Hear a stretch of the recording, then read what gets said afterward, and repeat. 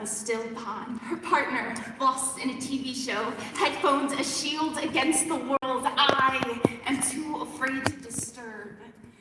I've been holding my pee for an hour, a quiet rebellion against my own body. The flight attendant offers me cookies and pencils and something to drink. I do not take the drink. I can't handle any more fluid. I'm already puddled in anxiety. My legs are quivering, but I would much rather risk a UTI, feel the sting in my pee than dare to be an inconvenience. The bathroom sign feels like a verdict. The line outside a jury of judgmental faces. People-pleasing is my cellmate. I sentence myself to discomfort because kindly asking to scoop by feels like a crime. My bladder trembles, a dam on the verge of bursting, whispering, please let me go. But I am performing mental gymnastics, balancing on distractions, reciting the opening of the Avatar, The Last Airbender like prayer. As if Aang's gonna fly down and save me from this confrontation I fear the most. Like too many women, I've learned to tiptoe through landmines, keep my head down, eyes to the ground, shrink myself till I'm nothing but an apology dressed in skin. So I sit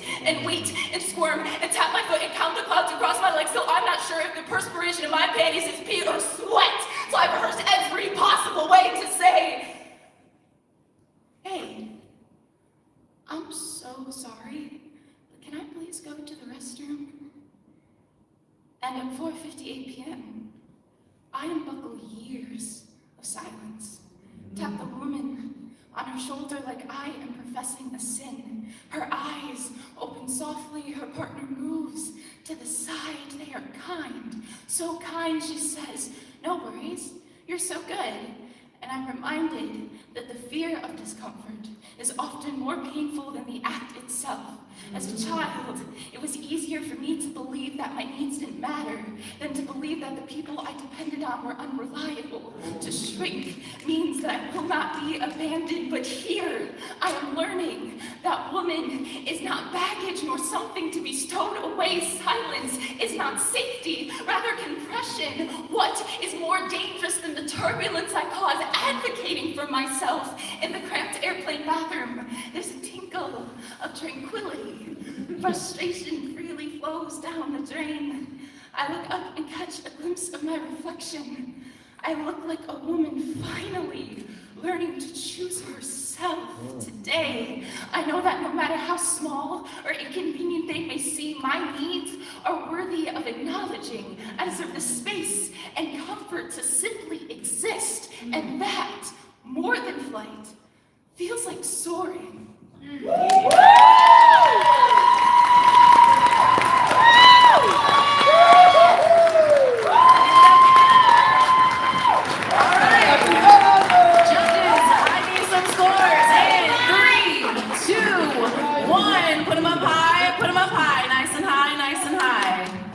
All right, from low to high, I have a 7. I have a 7.8. I have an 8.9. I have a 9, and I have a 9.2. Bow manager, can I get an extra marker for this judge in the front row? Their marker is dying, thank you so much. Oh, what was the score of the previous poet? The previous score was a 25.2. Give it up for the poet! All right, on deck we have Liv, but coming to the stage right now, start clapping for Deja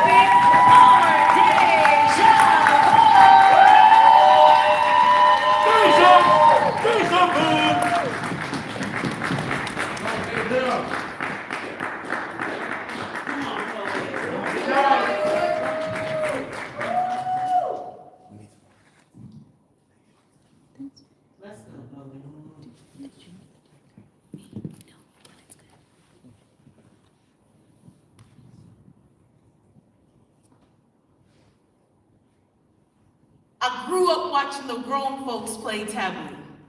The game where you are given a word and must give clues so your team can guess it. There's a monitor at your shoulder making sure you don't say the wrong thing or give too much away. I loved watching them play. They grew fluent in the language of taboo, became experts at talking around a subject. I was especially amused by their gleeful shrieks when someone was on the verge of guessing the word, come on, you know this. Go ahead and say it, it's on the tip of your tongue, spit it out, then the buzzer sounds. I didn't realize until I got older that even though taboo went back in the box, the game never stopped because it's 20 years later and we still talking around shit. I must have picked up the language because even I still haven't said what happened to me out loud. I tried to talk about it once, but the conversation became a minefield. I had to tiptoe and tread softly around the topic. One wrong word would blow up in my face and detonate feelings of shame. The blast radius will cover multiple generations, an event so catastrophic, not even Oppenheimer could top it. I say all that for you to understand the stakes. Because when I tried to speak, I was choked by all the words I couldn't say. Devil on my shoulder making sure I don't give too much away. I've said too much already.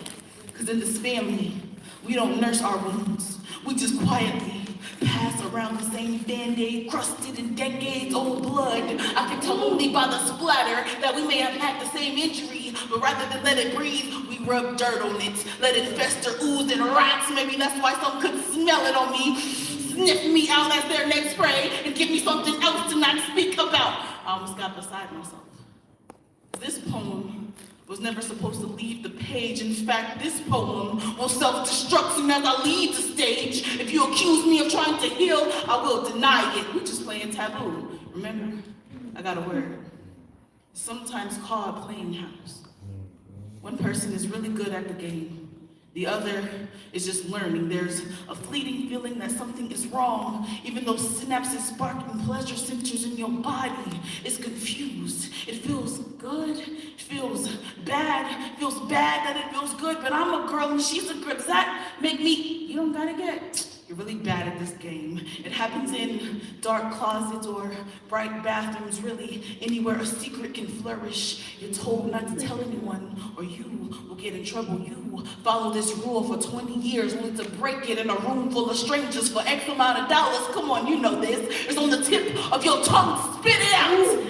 And time's up.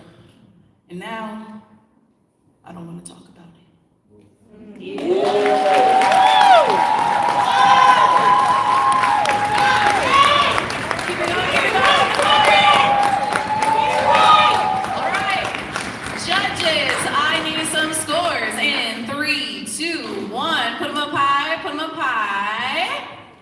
All right, beautiful. So from low to high, we have an 8.2.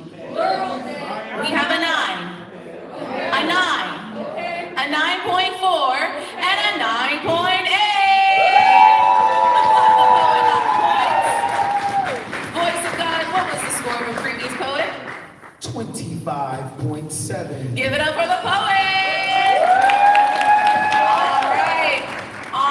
We have Be the Poet, but coming to the stage right now, let's start clapping. Start clapping for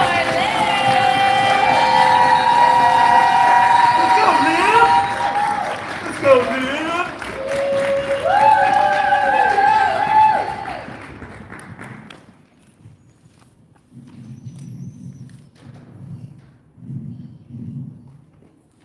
Let's go, poet.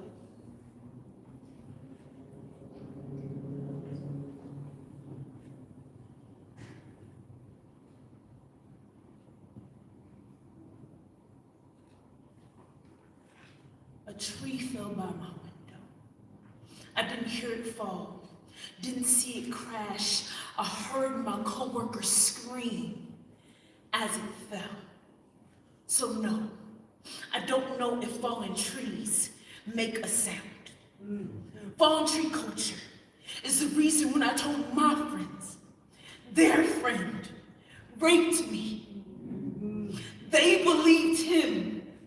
Fallen tree culture is protecting rapey homies when he cleared a forest of women who were just existing and all their giant glory chopped down even when we denied them access. Said no, even at 6 years old, but this is where everyone's still standing. Asked what the fallen tree was wearing. How revealing was her treetop? Did the tree scream, fight back? Why didn't the tree report it earlier? If the tree actually fell, why didn't it go to no one remembers.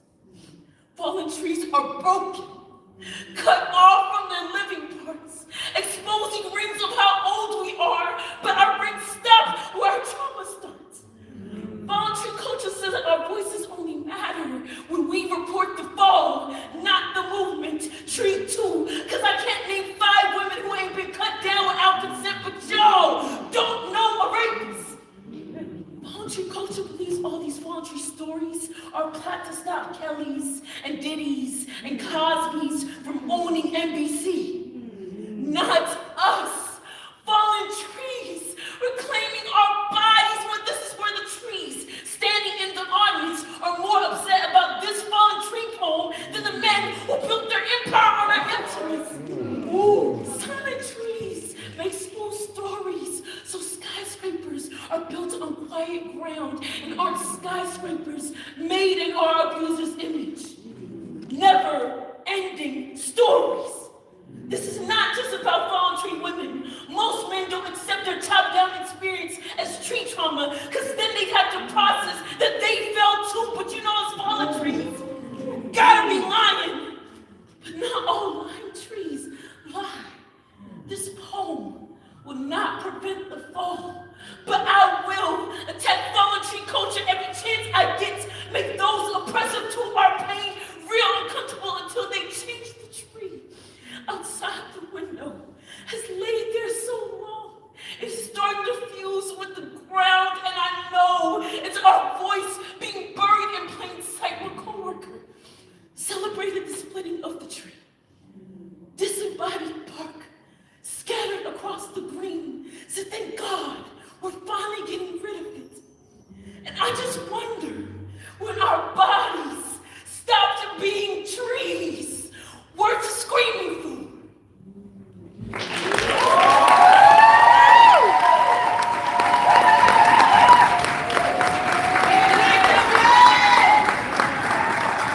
right, judges, I need scores in 3, 2, 1. Put them up high, put them up high. All right, from low to high, we have an 8.4. What? An 8.5. A 9.4. A 9.7. And a 10. Voice of God, what was the score of the previous poet? 27.4. Give it up for the poets, give it up! All right, keep that round of applause going for our last poet in round 2. Keep it going for P.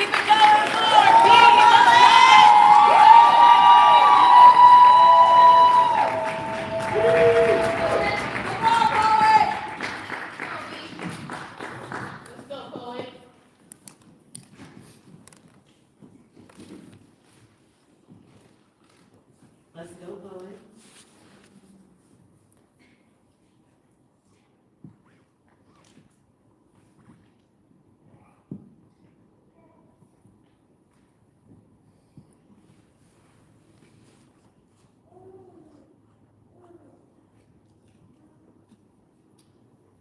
You ask if I'm just going to write another gay poem.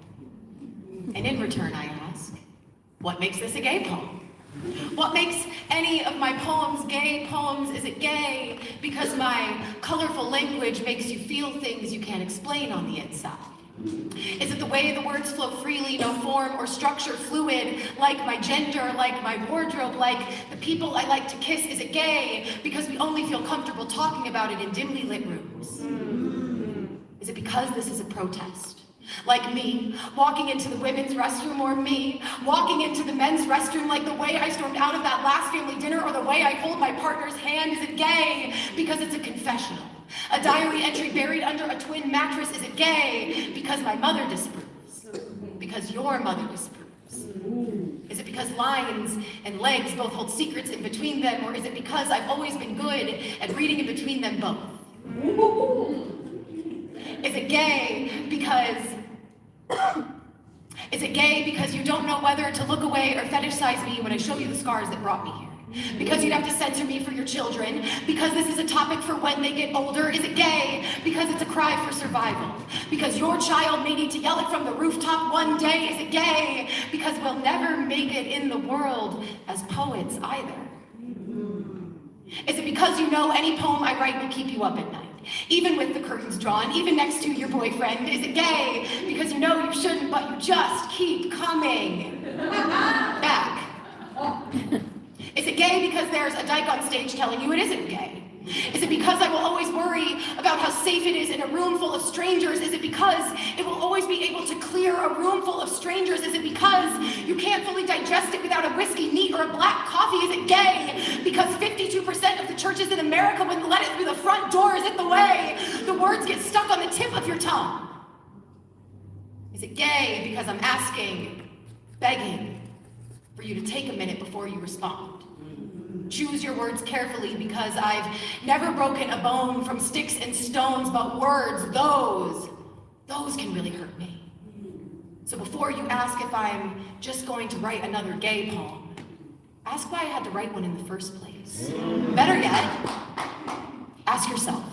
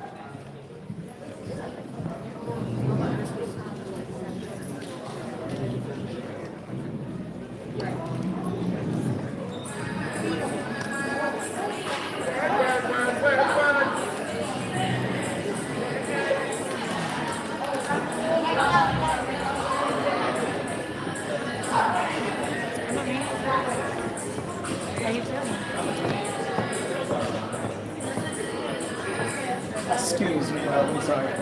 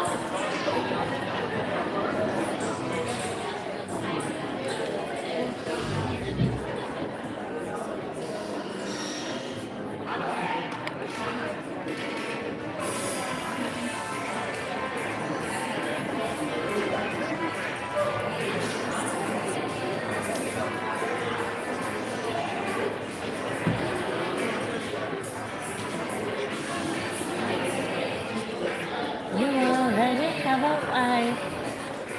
And then I'll tell her that I've been my life. You boy, it is a pity. I said it is a pity. You already have a life. And then I've been my life. You boy, it is a pity.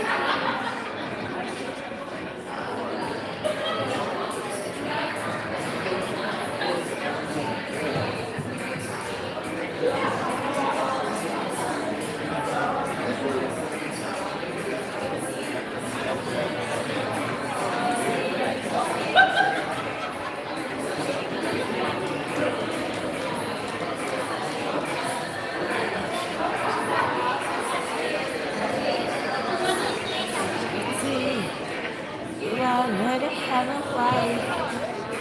And there's a devil man up in my life. Oh boy, it is a pity.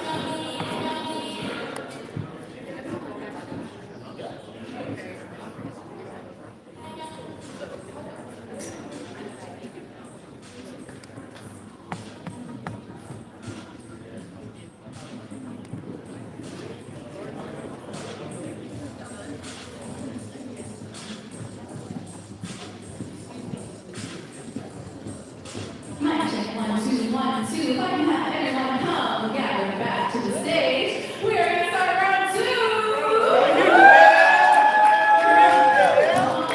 Come on in.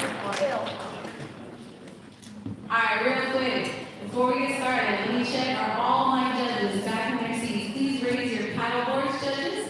I have 1, 2, 3, 4, 5. Thank you so much, judges. All right, everybody, we are going to start round two. Are y'all ready? I'm ready! No, I think you'd be better than that. I said we're about to start round two.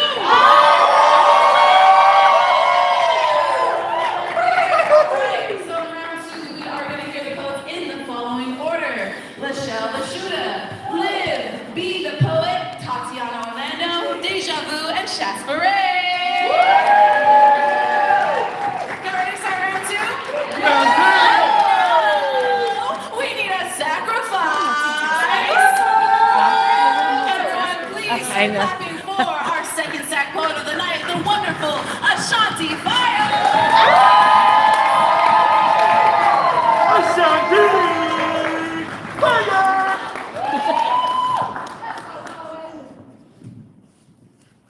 Let's go, poet. I'm trying to turn my rage into flowers so that I can be softer than I used to be. Tried taking the advice of Audrey, but found myself waist deep in bad memories, up to my neck in pain. Tried to shake the dust off after being buried in a grave of sadness. This madness that I've inherited feels so daunting. I want to be as soft as a flower, primed up and seen flaunting hips that have birthed children and lips that have tamed wild men. I want to live confidently and comfortably in my divine feminine, but something holds me back, pulls me onto the track of rage and despair. I cry out to God to tell him it simply is not fair that after 39 years, I still can't write a happy poem. My words are seeds and I sow them deeply into your wanting heart, hoping that empathy grows. Found myself wishing on a star that twinkles only to be thrown into the depths of cold, dark space. I want to erase all the painful parts of me, scrub them off, but it's more than skin deep. I repeat, I want to turn my rage into flowers and not reflect on the black women devoured by unrealistic societal demands, dreams choked out by the hands of responsibility and generational poverty, and be like Obama and believe I can overcome this cycle of people doing wrong and then blaming it on the Bible. My rivals can find me on my knees, stripped down of my pride in order to release the anguish of being alive. You see, rage is how I learned to survive.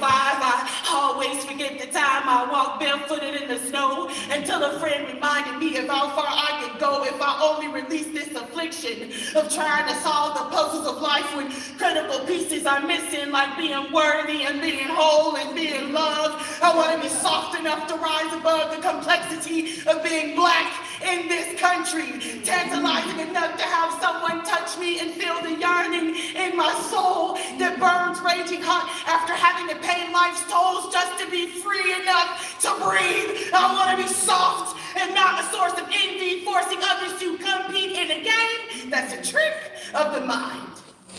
Sit my black ass down and began to unwind the dimensions of space and time to find a blessed peace. I want to look into the mirror and find an ease with myself.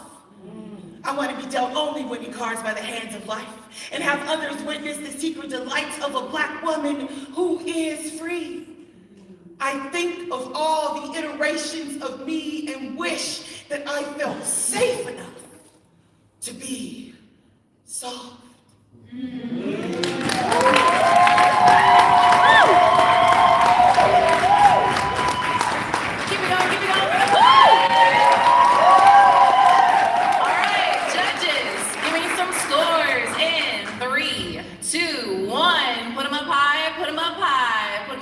judges. Hold on, one more judge, one more judge, one more judge. All right. And from low to high, we have a 7.9. What? We have an 8.7, an 8.9, an 8.9, and a 9.6.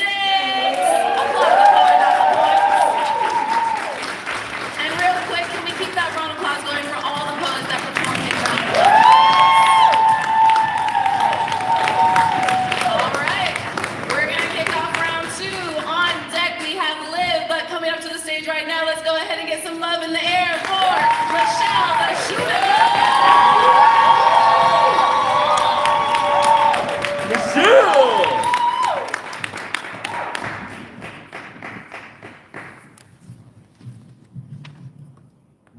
Let's go, poet.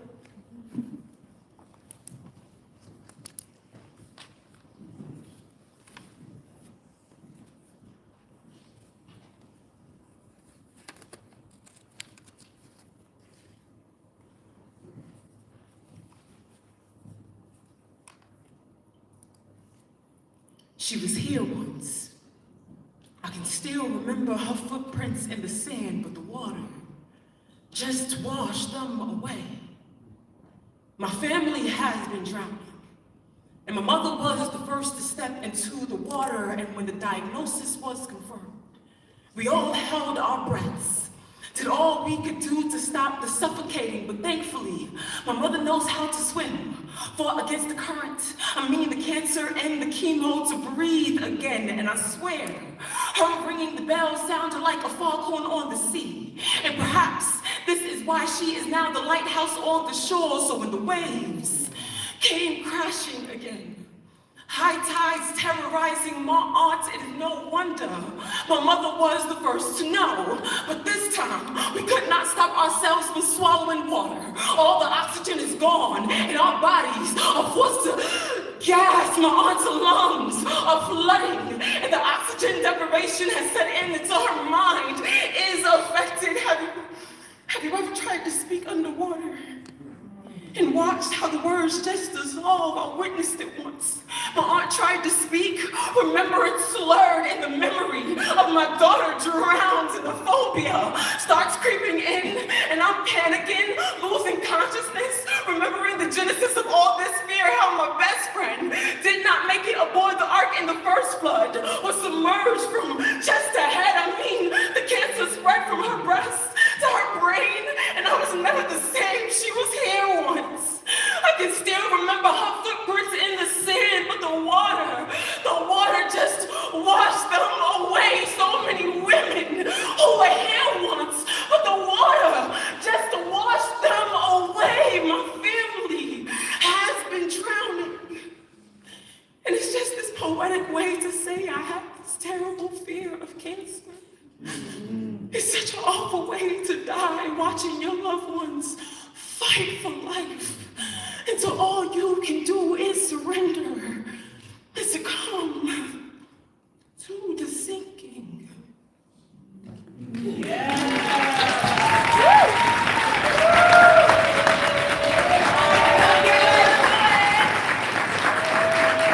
All right, judges, give me some scores in 3, 2, 1. Put them up high, put them up high. All right, from low to high, I have a 9.1. I have a 9.5. A 9.7. A 10, and another 10.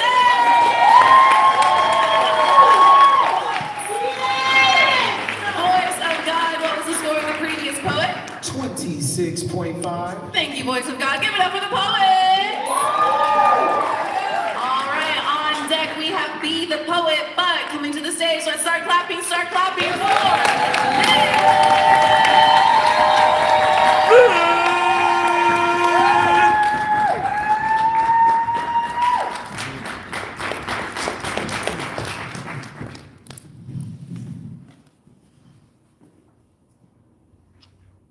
Let's go, poet.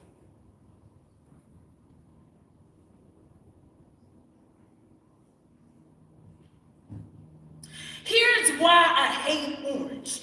Orange is not from here. Oranges are immigrants. But as soon as Orange stepped his racist, rapist ass in the Oval Office, birthright citizenship is banished. Orange swears he's right for the position.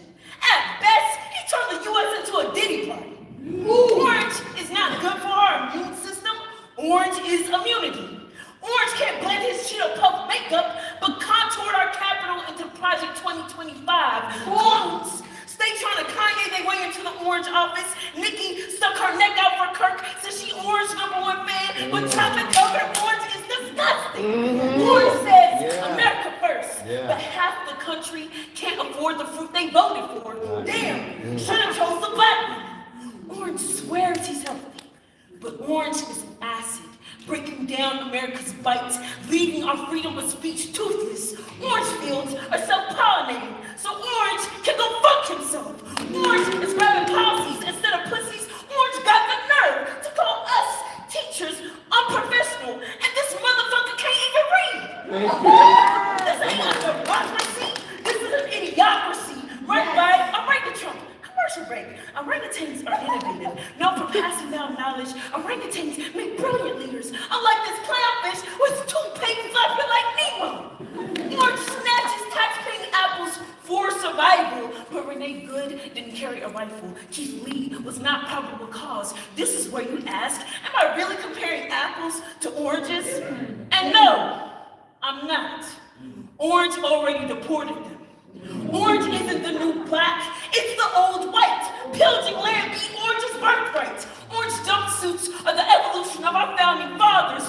Orange pours ice into the streets, squeezing homegrown residents into concentration camps. Can you taste the orange Auschwitz in America? Orange bombs us into World War III and isn't a terrorist? Orange juice is a process. Select the right oranges, extract the nutrients, filter and sterilize. Select the sunny dictator, one brimming with fascist foam. Extract Venezuela's leader, distract from the disappearing apples into the box and crates and cages. Filter the media. Till Canada deletes the blood orange genocide this nation can't hide. Aren't you mad? Aren't you tired of rights peeled away? But I don't stress. I make orange juice.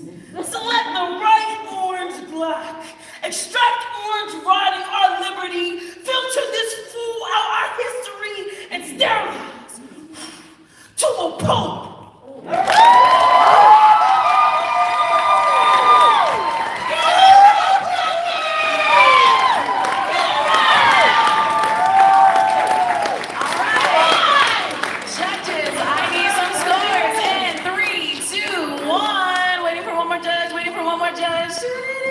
All right, from low to high, I have an 8.9. I have a 10, a 10, a 10, and another 10.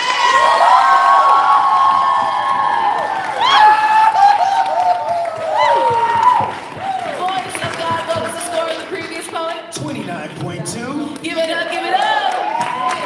All right, on deck we have Tatiana Orlando, but coming to the stage right now, let's start clapping for me.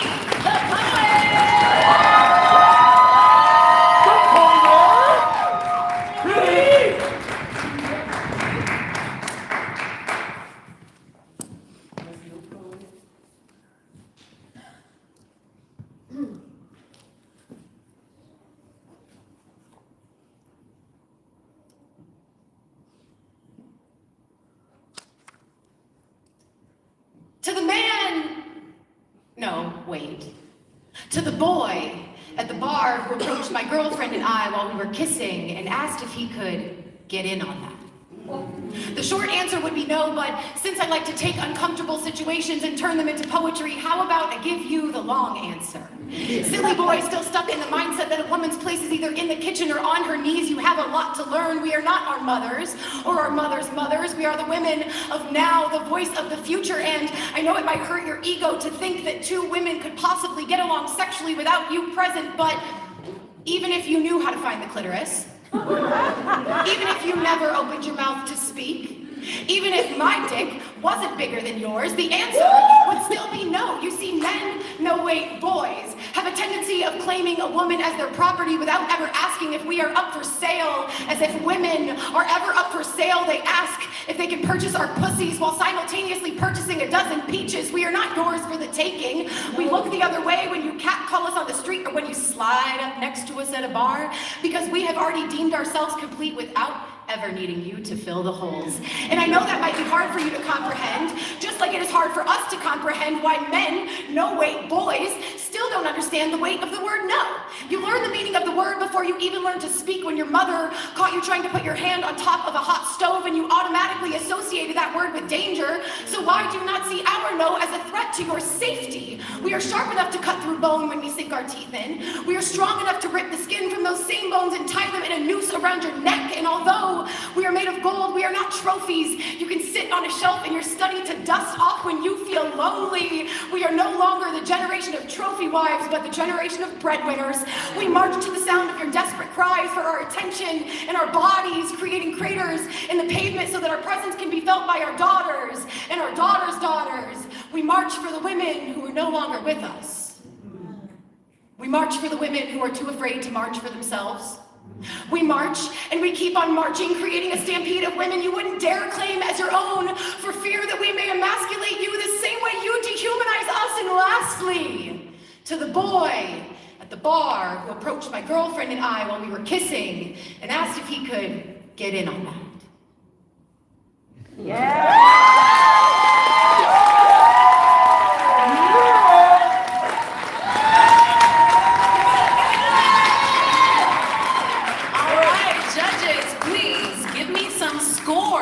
In 3, 2, 1. Put them up high, judges. Waiting for one more judge. Excellent. All right, from low to high, I have an 8. I have a 9. I have a 9.1, a 9.9, and a 10. Voice of God, what was the score of the previous poet? That would be a 30. All right, so on deck we have Deja Vu, but coming to the stage right now, let's show some love to Tatiana.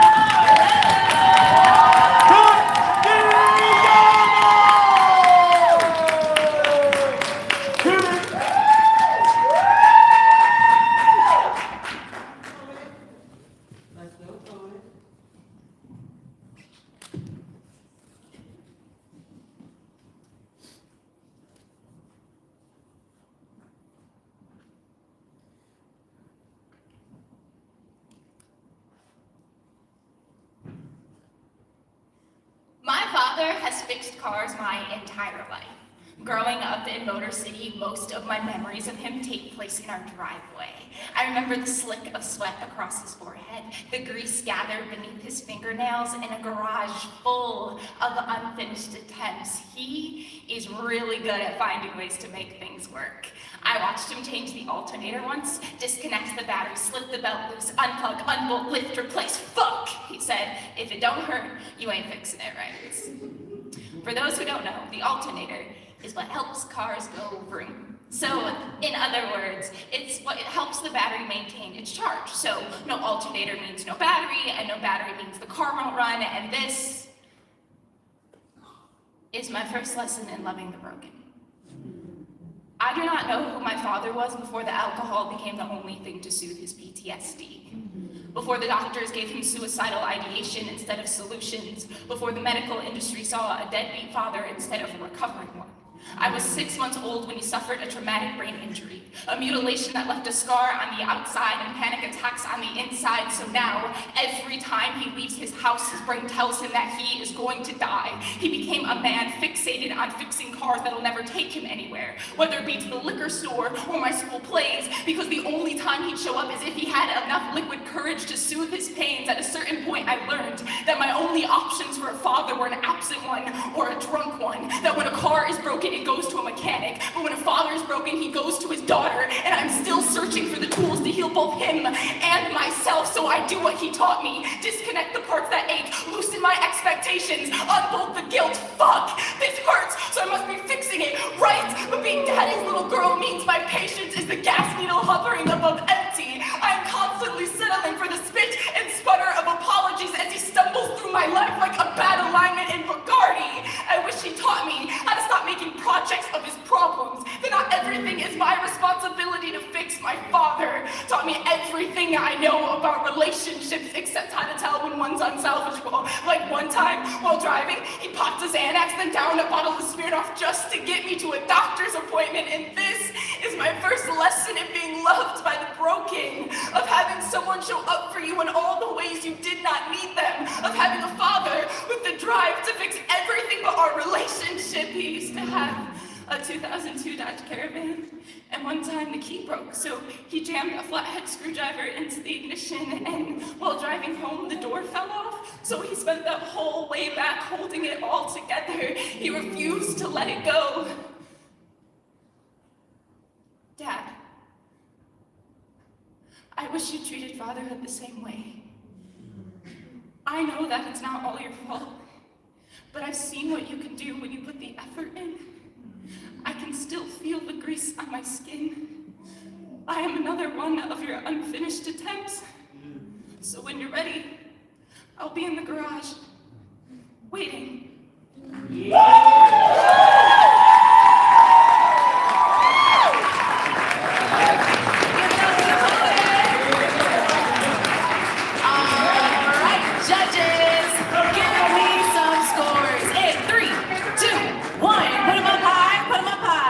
So from low to high, I have a 9. I have a 9.1, a 9.3, a 10, and a 10!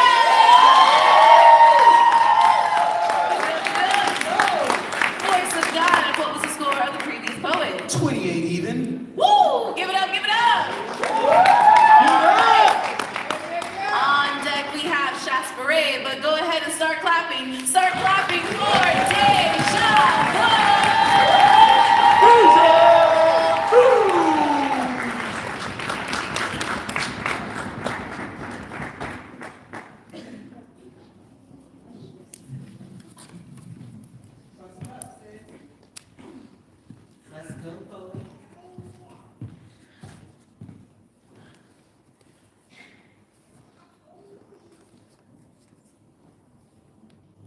The hood needs an avatar.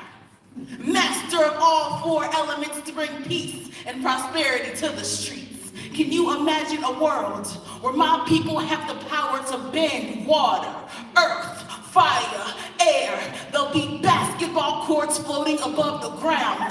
Niggas with wind clouds wrapped around their feet like literal Air Jordans. And my man wouldn't have to ask me where his lighter went. He'll be able to spark up from his fingertips. Now picture this.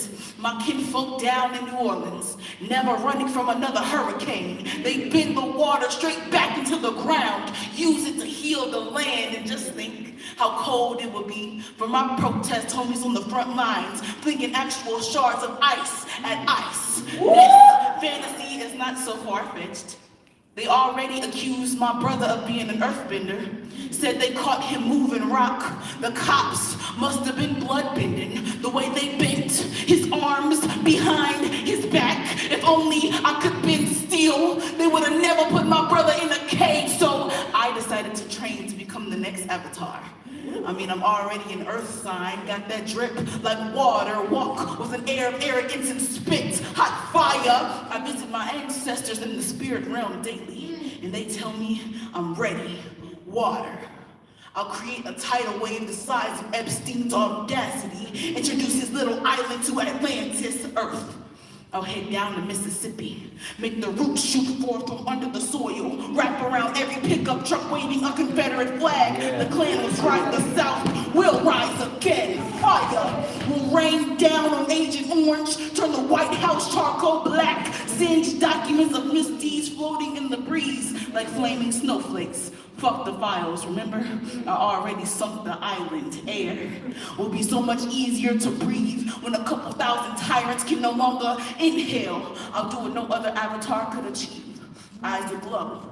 I go to every MLK Boulevard, fix each crack in the concrete. I flow a new river of clean water through Flint, and I go to every detention center. Me and my brother will teach little boys and girls how to metal bend. I don't need no statue erected in my honor, just my people, free to live in harmony. When my work is done, I'll retire to the spirit realm two-stepping and cracking crawfish with my granny, finally at peace, until the hood needs me again.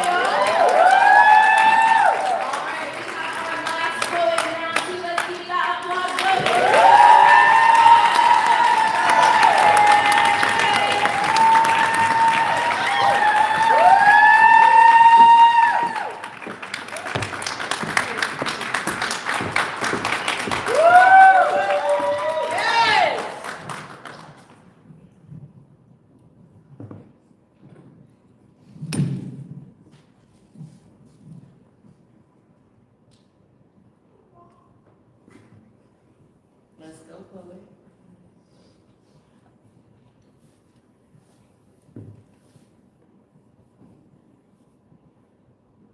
My friend and I are at this restaurant when my mom comes in to pick up the to-go order. Immediately, my friend is like, "Oh my God, girl, y'all look like twins." She goes on and on about how she can't tell us apart. All things I've heard before. I just don't tell her how hard it is to wear the face of my abuser.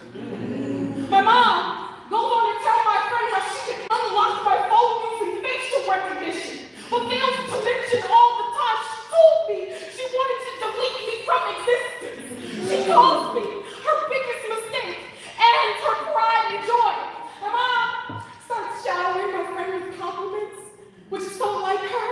She's quick to hype me up, to tear me down, and the next minute I hate that I started performing, because the only way I knew how to get her attention growing up was a song and dance. I am Mama's trophy child, ignored on the shelf, expected to shine on command, only dusted off to impress her friends. The waiter comes out with our order, makes a clumsy joke about how he must have had too much to drink because he's seeing double. I force out a laugh, uphold the optical illusion like I always do, where his smile she gave me for pictures and events in order to save her face sometimes. I hear her voice when I speak and swallow it like acid reflux. I am another shadow, trying to cut myself from her even though it hurts, because she can't even acknowledge the chapters in which she played the villain. In her version, she's always the victim. Never to blame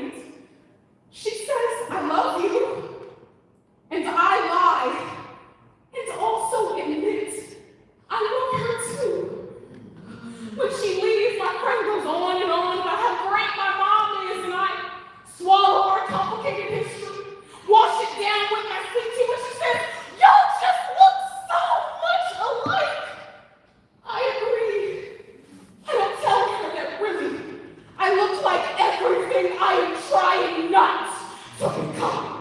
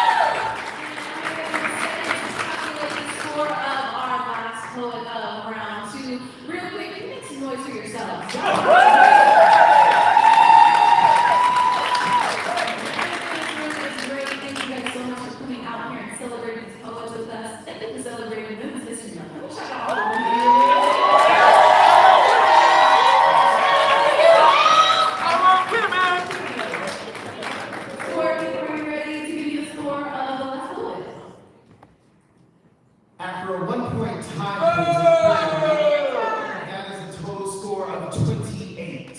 28, give it up for the public, give it up! All right, time for my score giver, do some deliberation, find out who are our kind of poets moving on to the final round. While you do that, I would like to welcome the phenomenal women admin team to the stage and give them a wonderful shout out.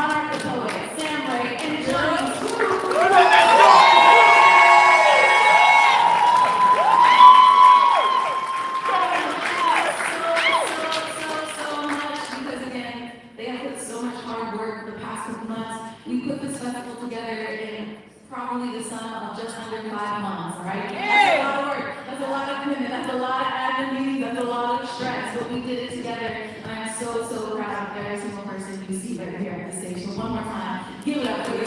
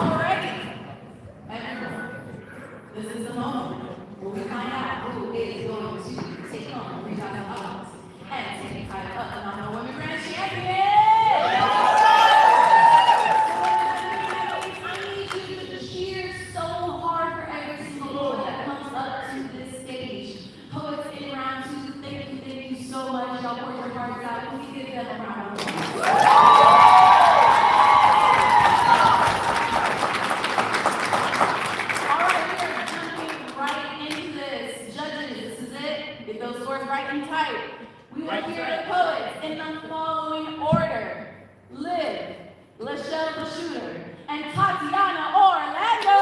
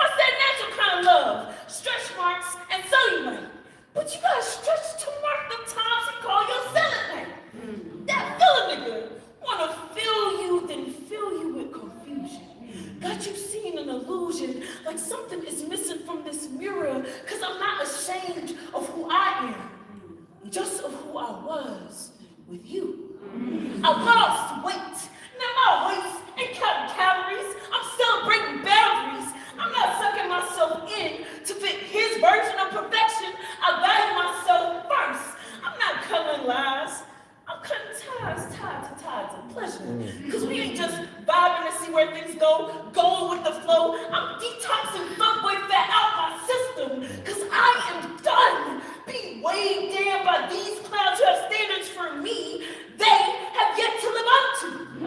Clowns who curve my finger and swerve back when they want the cat. Nah, we through with that. In fact, I'm rebranding fuckboy fat or FBF because I'm fuckboy free.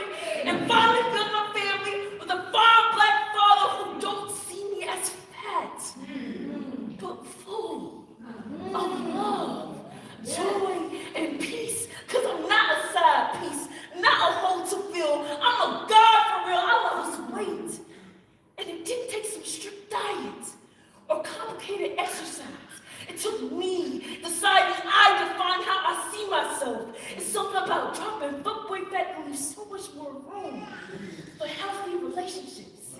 How one decision to be persistent got my smile hanging different. Got this self-love in an outfit, self-doubt could never. I lost weight. And now my self-worth is thick with 3 C's. This pride got eyes out. My phone is thirst trap selfies galore because I am in love with my image. And nah, I'm not normally conceited, but damn, I'm fine without him.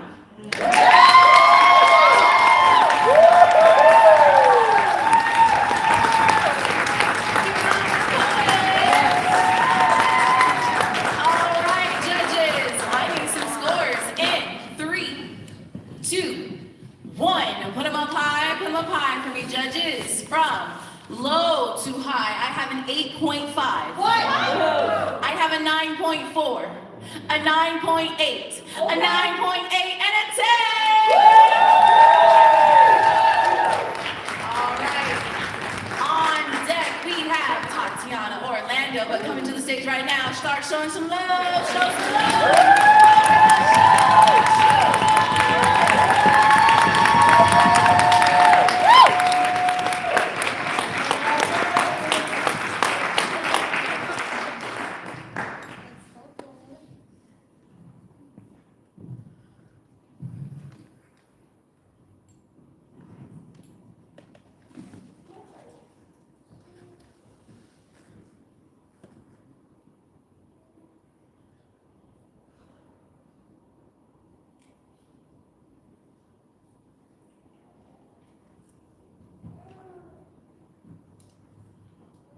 So I want to tell the story of Lilith, the first wife forged and forgotten, born of the same soil who is still expected to be subservient. She would choose power over paradise, escape to the sea of greed to find freedom, and her name became but a whisper on the tongues of men. And I tried to be obedient once. To be a good wife covered in submission, but learned I was more Lilith than Eve, which is to say, divorce has burned the bouquet. The garden is now a graveyard, and still I have never felt more alive. I cried a sea of tears, and I drowned in it. But is this not what baptisms are made of? That you cannot speak of resurrection without the death, so glory be to the death. That too is now made one again, but I still am all that I am. But Lilith's choice was not without consequence. 3 angels tasked to take her home tried to kill her, would not leave until her sins would suffer and she would be deemed a demon of wrath and vengeance. And I birthed a child once.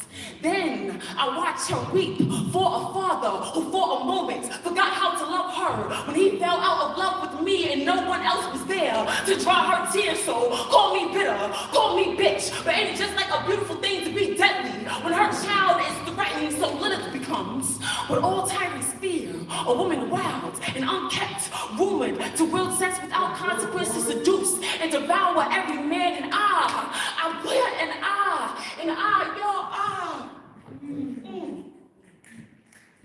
Ain't it just like them to call a wild thing whore, to see a wealthy woman and think her unworthy to bow on bended knee, but to the beauty between my thighs is still. Think me beneath one, but wise women know. It is in Lilith's shadow that we find our light. Let not book, boy, or body deny our birthright, so praises be to the women who chooses to be forgotten instead of favored, refuses to be a rape devoured by men, since there is no merit to marriage, but I am still worthy, even without a wedding ring. Praises be to the woman who raised me, who turned a garden into a graveyard, returned herself from dust to dirt to birth, a new beginning. So this time, when the word is spoken, God will be pronounced like mother. Praises be to the women who love women, and the woman who loves me, because we know we are not made of men, so they are not a requirement here. We are still whole and holy, and matrimony is made every time we touch. Praises be to Lilith. Praises be to her lineage. Praises, and let the church say, a woman.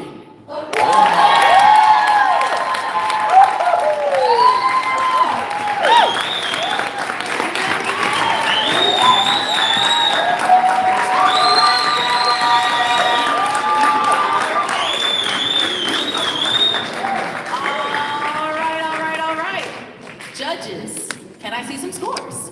In 3, 2, 1, put them up high, put them up high. All right, from low to high, I have a 9.3, a 9.4, a 9.5, a 9.9, and a 10! Voice of God, what was the score of the previous poet? 29 even. Give it up!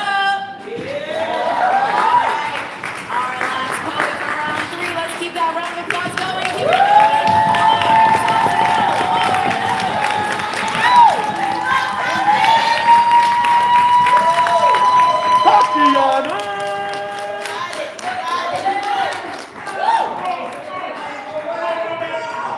Trust yourself.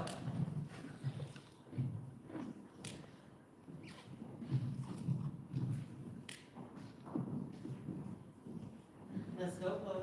Come on, Tati.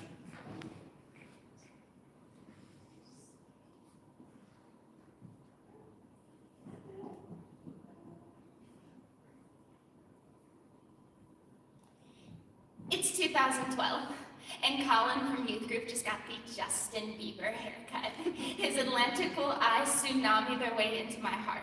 I'm not sure how having a boyfriend works or what a first kiss feels like, but for the next couple of months, he was all the talk of Sunday school. Pastor says girls are pink, boys are blue, the two should never mix. But once Colin held my hand during prayer circle, and purple tingled on my fingertips. Pastor says, thinking about sex is just as simple as having sex. You need to control your thought as well as your bodies. Holds up a white sheet of paper, marvels at its virginity, crumbles it in his hand, keep your legs closed or end up in hell. Pastor doesn't know it, but as of 72 hours ago, I'm fucked. On a red bunk bed next door to his parents' room. There is no lock, so Lord have mercy if someone walks in. I don't believe you have to die to go to hell, because the church has taught me that conviction comes from guilt and fear. Pastor says, woman be the glory of the man. Pastor says, I'm no good if I'm impure. I wonder if Pastor thinks he's God. Teaching kids that virgin is just another word for value, twisting narratives and flipping scriptures, condemning the girls whose skirts are too high while giving grace to the boys whose hands disappear beneath the fabric.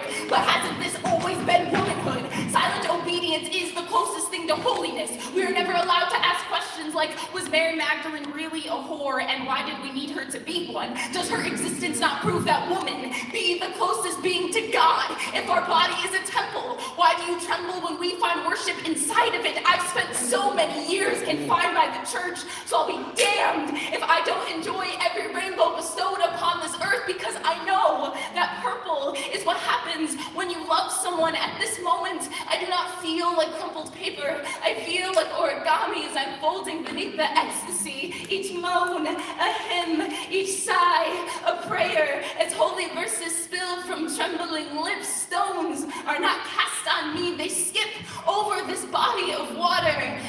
Baby, I am wet. Savor the taste of temptation. Feel it bloom and bruise between my thighs. This is the mark of a sinner, a fearfully and wonderfully made bad bitch who walketh in divine audacity. Pastor knows nothing of a woman that be the glory, meaning pastor has never been touched by the hands of God. Ezekiel 23:3, they commit committed whoredoms in Egypt. They committed whoredoms in their youth, Tatiana. 2026, I'll be a good little whore if you ask me to. Look at me and mine eyes as I fall to my knees, sucking sacraments until my throat is coated in salvation and swallowing deliverance. Forgive me, Daddy, for I have sinned.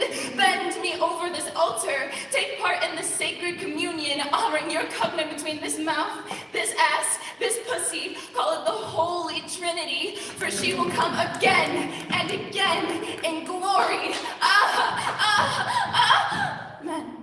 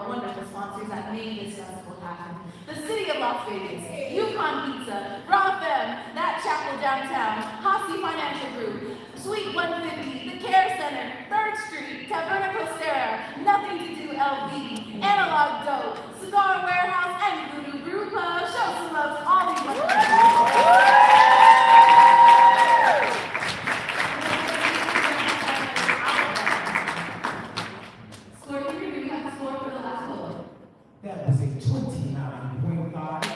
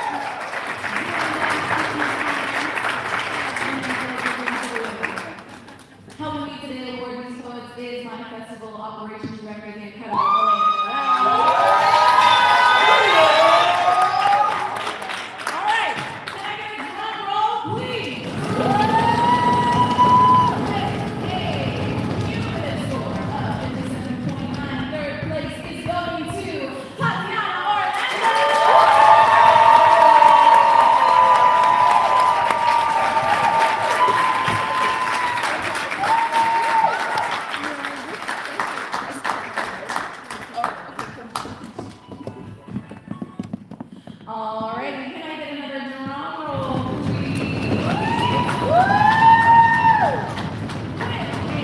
With a score of 58. Make some noise for second place winner. Let's shout, let's shoot it!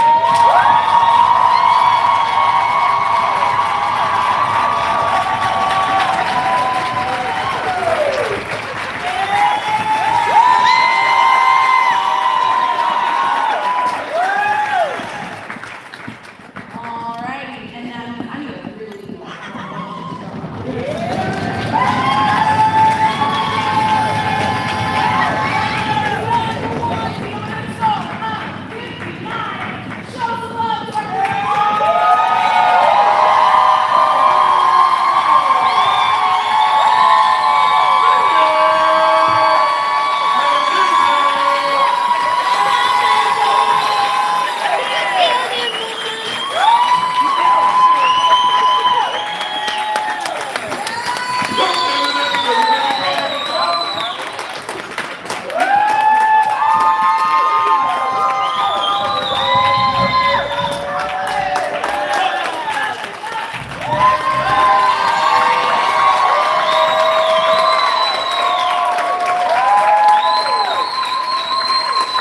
I love you.